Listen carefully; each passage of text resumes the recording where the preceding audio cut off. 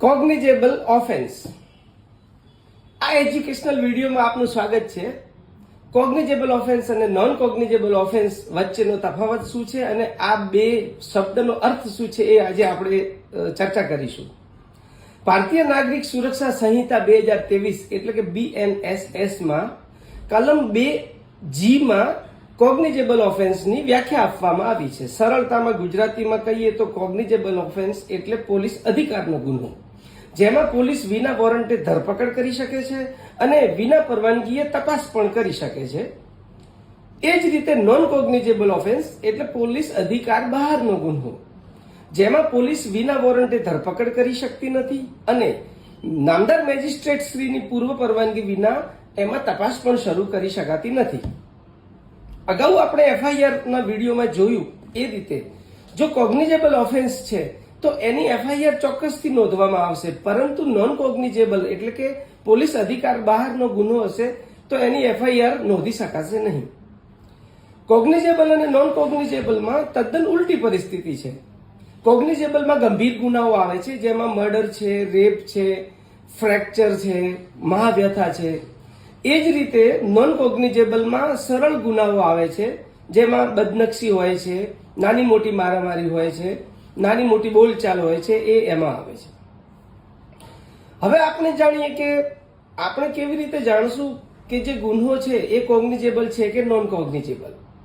તો મિત્રો, BNSS 2023માં કુલ 531 કલમો આપવામાં આવી છે.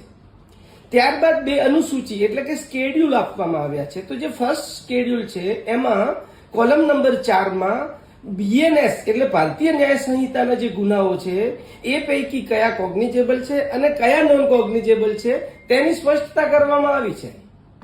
હવે આપણને પ્રશ્ન થાય કે BNS સિવાયના કોઈ ગુના હોય, મોટર વ્હીકલ એક્ટ હોય, ઇન્કમ ટેક્સ એક્ટ હોય, પોક્સો હોય, તો એના ગુનાઓને કેવી રીતે જાણી શકાય? તો મિત્રો, કોઈ પણ એક્ટમાં જો કોઈ ગુના હોય તો એ એક્ટમાં એ ગુનાઓ પૈકી કયા ગુનાને કોગ્નિઝેબલ ગણાશે અને કયો નોન કોગ્નિઝેબલ ગણાશે એની ચોક્કસથી જોગવાઈ કરવામાં આવી જ હોય છે. એટલે નિશ્ચિંતતાથી આપણે એ કાયદાને રિફર કરી અને જાણી શકીએ છીએ કે કયો ગુનો કોગ્નિઝેબલ છે અને કયો ગુનો નોન કોગ્નિઝેબલ છે. તો BNSS માં કલમ 173(1) માં જે FIR નોંધવાની ફરજિયાત જોગવાઈ કરવામાં આવી છે એ કોગ્નિઝેબલ ગુના માટેની છે, નોન કોગ્નિઝેબલ ગુના માટેની નથી. FIR સમજવા માટે જે કોગ્નિઝેબલ અને નોન કોગ્નિઝેબલની વાત છે એ આપણે આજે સમજી લીધું.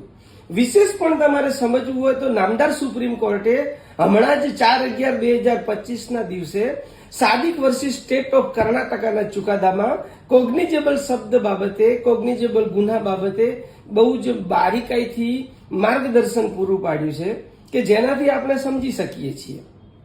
આવા જ એજ્યુકેશનલ વિડીયોમાં આપણે ફરીવાર મળતા રહીશું, પણ આપ આને લાઈક, રીશેર અને કોમેન્ટ કરવાનું ભૂલતા નહીં. અને આપ જો કોઈ સજેશન આપશો તો એના પર પણ ચોક્કસથી આપણે વિડીયો બનાવશું. તો કોમેન્ટ બોક્સમાં કયા વિષય પર આપ વિડીયો પસંદ કરશો એ લખવાનું ભૂલતા નહીં. અમે જામીન લાયક અને બિન જામીન લાયક ગુના બાબતની ચર્ચા માટે નવો વિડીયો બનાવવાનું વિચારી રહ્યા છીએ. અને હા, ફોલો કરવાનું ના ભૂલતા. Thank you very much.